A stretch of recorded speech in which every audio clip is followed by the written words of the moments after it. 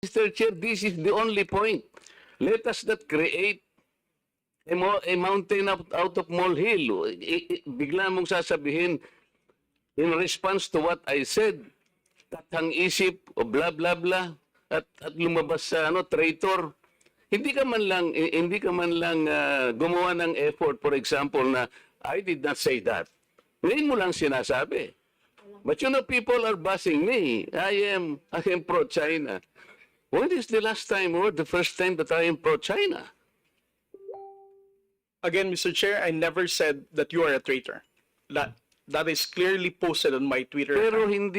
hindi ka po nagbigay ng paliwanag na sinabi mo sana doon sa social media din. Bakit nyo ina-ascribe sa akin na sinabi ko na traitor si Kong Marcoleta? I did not say that. It is only now that you are explaining na wala kang sinabi. But kumalat na sa social media, kaya nga tayo nandito. These are the excesses and the abusiveness of social media, Mr. Chair. Nangyari na. Kahit na ilang libong mag-explain ka dito, yung tao narinig na nila na ikaw ang nagsabi. Because meron ka pang litrato dun eh. Mr. Chair, No. nobody has ever asked me whether you are a traitor. This was only the first time that I was asked whether you are a traitor or not. You are not even aware na sa social media sumabog yun? Nandun yung litrato mo and the claim that I am a traitor. Ngayon ka lang nagpapaliwanag that I am not a traitor. Pero nangyari na yon. Mr. Chair, I don't think that I'm under in any obligation to respond to all those social media Mr. posts Chair, by bloggers, social media influencers to tell them that Mr. they're Chair. wrong. Siya muna. Sabi niya wala siyang obligation. Finish your statement. Yes, sir.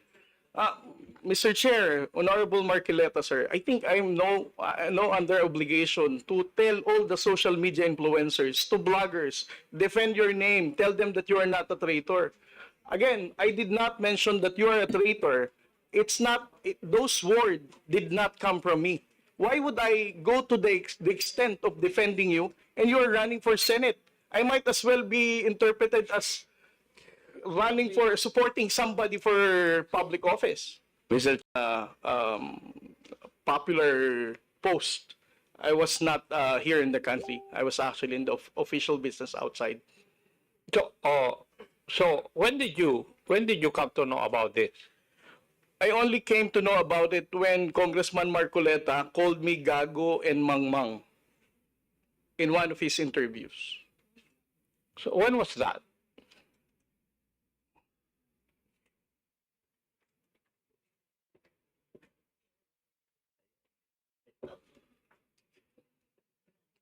During his interview last February 10, huwag tayong magpagago at magpaka-ignorante katulad ng Commodore na yan. So, at that point in time, ang tinatanong kanina ni Honorable Marcoleta na merong misinterpretation doon sa iyong statement sa social media. Yes, sir. And you did not bother na i-correct man lang yun. Yun ang dinadrive ni Honorable Marcoleta kanina pa. Yes, sir. So, please answer that question. You did not do anything. I did not do anything, sir. Okay. Why? Why did you not do anything? It's because, sir, if I'm going to keep on defending to any, because one, No. Yeah. You are not supposed Yes. to defend me. Yes, sir. Because If as I it is said, true, Mr. Chair, that he did not call me traitor, but it continues to be there and to be consumed by the public through the social media. I think it is his responsibility to deny it if it did not come from him. That is all I was asking. And I think this is not too big for him to do. Yun lamang eh. Yeah, but he admitted that he did not do anything. Yun na nga. That's why I'm asking why is it not important to you to correct something that did not originate from you? it's because, Mr. Chair, the only time I learned about that was when I heard about your interview calling me gago and mangmang. Why would I even defend you if you're calling me gago? As a commissioned officer of the Philippine Coast Guard, being a spokesperson, calling me mangmang, not knowing what I'm saying. But actually, if you will read that context, How would I even the defend act you? of doing it Sandali, is the one that is gago. Is gago. muna Di ba? Yung ganun, not necessarily the person eh. Sabi ko nga sa'yo, kung kinurek mo man lamang yun, because it continue to be there in the social media, Mr. Chair, yun ang nakakasama sapagkat people, no, hindi ko naman sinabi talaga yun. Mamamatay siya because it came from you. Pero pag hindi mo sinabi at you continue to be silent, akala ng tao, sinabi mo. So that is the problem, Mr. Chair. And I think we are hearing this in order to correct the misconception and misinformation because it continues to spread. If you get the point, Commodore, Mr. Chair. Mr. Chair, again sir, kung bakit ko po hindi binawi ay dahil nalaman ko lamang po itong balita na ito na nag-spread siya nung nagpa-interview po kayo na ginagago niyo po ako. As a human being, how would I defend somebody na ginagago po ako sa public interview? Mr. Chair, kung titingnan mo yung Popular post. I was not here in the country. I was actually in the official business outside. So when did you come to know about this? I only came to know about it when Congressman Marcoleta called me gago and mangmang in one of his interviews. So when was that?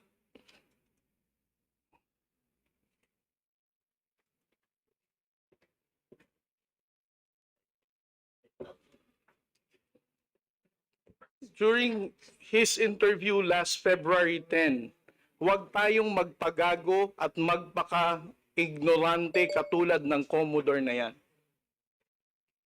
So, at that point in time, ang tinatanong kanina ni Honorable Marcoleta na merong misinterpretation doon sa iyong statement sa social media. Yes, sir. And you did not bother na i-correct man lang yun. Yun ang drive ni Honorable Marcoleta kanina pa. Yes, sir. So please answer that question. You did not do anything. I did not do anything, sir. Okay. why? Why did you not do anything? It's because, sir, if I'm going to keep on defending because one... No. Yeah. You are not supposed Yes. to defend me. Yes, sir. Because If as I it is said... true, Mr. Chair, that he did not call me traitor, but it continues to be there and to be consumed by the public through the social media. I think it is his responsibility to deny it if it did not come from him. That is all I was asking. And I think this is not too big for him to do. Yun lamang eh. Yeah, but he admitted that he did not do anything. Yun na nga. That's why I'm asking why is it not important to you to correct something that did not originate from you? It's because, Mr. Chair, the only time I learned about that was when I heard about your interview calling me gago and mangmang. Why would I even defend you if you're calling me gago? As a commissioned officer of the Philippine Coast Guard, being a spokesperson, calling me mangmang, not knowing what I'm saying. But actually, if you will read that context, How would I even the defend act you? of doing it is the one that is gago. Last blogger, Commodore Tarriela.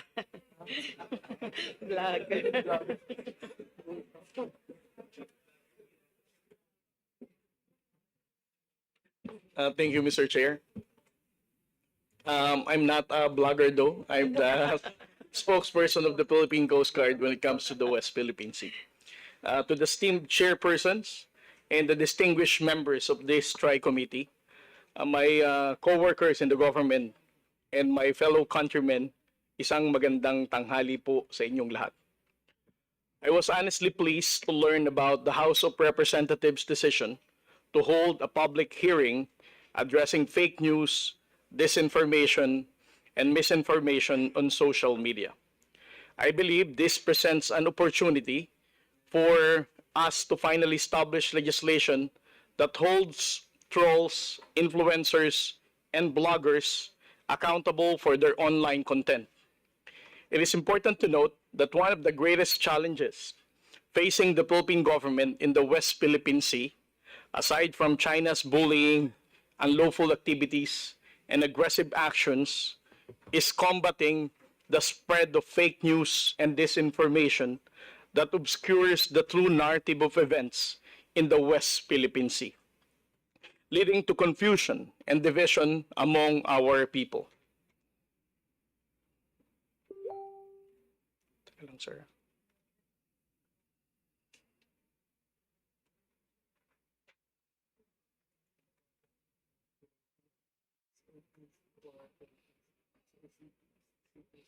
When President Ferdinand Marcos Jr.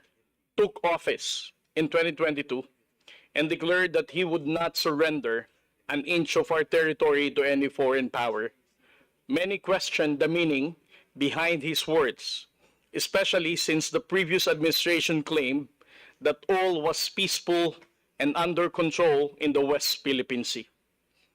This misconception stemmed from the belief that the prior administration had effectively managed the situation in the West Philippine Sea. Between 2016 and 2022, only 3 incidents were reported to the media. The first one is in 2019 when Filipino fishermen from Mindoro reported that their boat, FB Jimber, was rammed by the Chinese Maritime militia in Recto Bank. The second incident was in 2021 when the AFP chartered resupply boat was hit by water cannon. And the last one on that same year when over 210 Chinese maritime militia were reported by the Philippine Coast Guard swarming near Julian Felipe Reef. The limited reporting of these incidents combined with the narrative that the former president's diplomatic effort had successfully convinced Xi Jinping to allow our fishermen to operate freely contributed to the false sense of security among the Filipino people regarding the West Philippine Sea.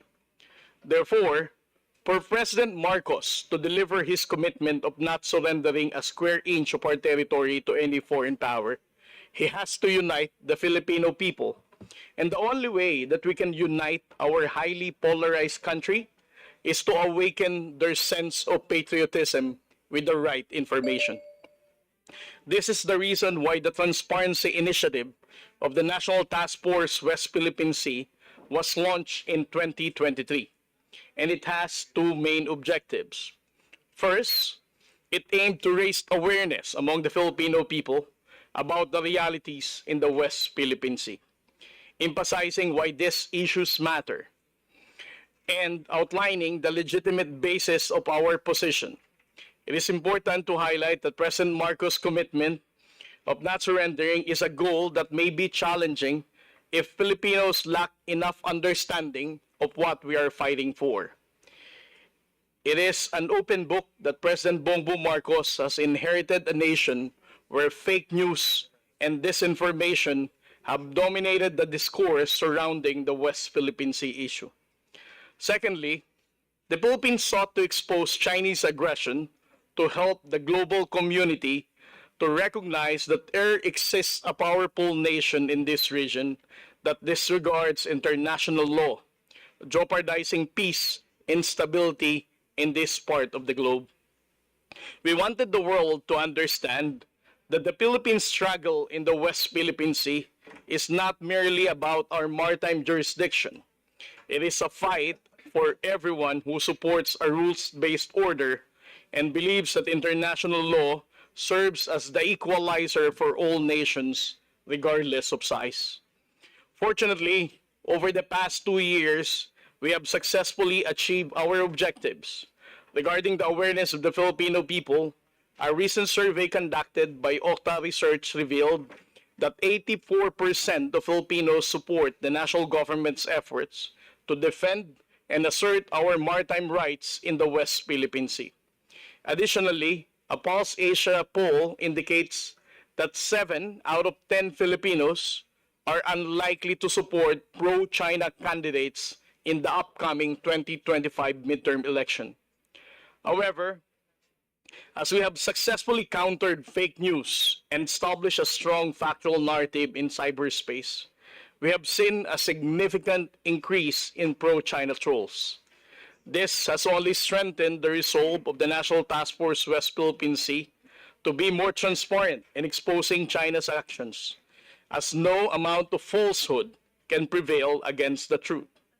Despite our efforts, social media platforms, as reported by the DICT in the last committee hearing, have become the primary medium for these trolls to disseminate disinformation and fake news, reaching a large portion of our population. The narrative of these trolls can essentially be categorized into 5 main arguments. First, they claim that our legal standing in the West Philippine Sea is weak. They undermine the 2016 Arbitral Award, and they even asserted that the PRC holds a much more justifiable historical claim with regard to their 9 now 10 lines. Secondly, they present a distorted version of events, echoing China's narrative that incidents occur due to Philippine actions that resulted to vessel collisions, for example.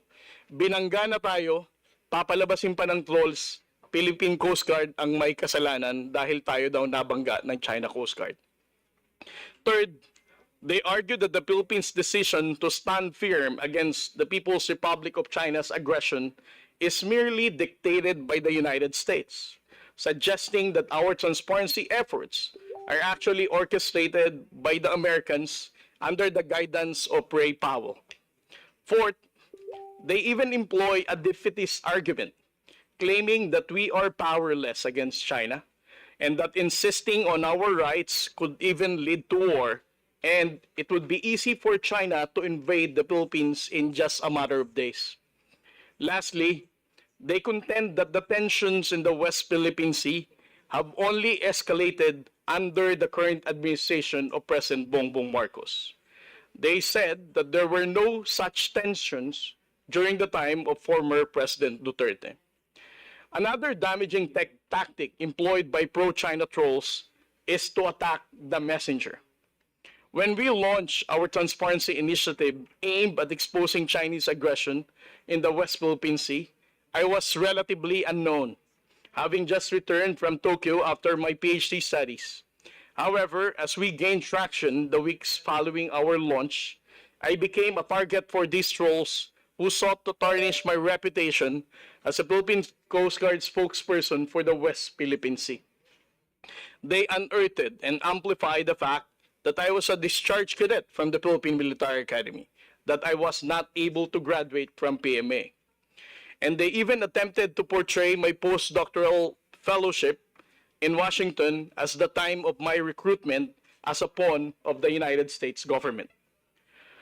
Their attacks even escalated, labeling me as a pro-US lapdog and even a CIA recruit, that even my mother is having a difficult time to understand dahil wala daw po sa mukha kong maging CIA. Eventually, they fabricated another lie, alleging that I was even receiving a $4 million talent fee from the US Embassy. Kung may $4 million akong talent fee, kahit isang bayad lang, hindi na siguro ako haharap sa Kongreso ngayon.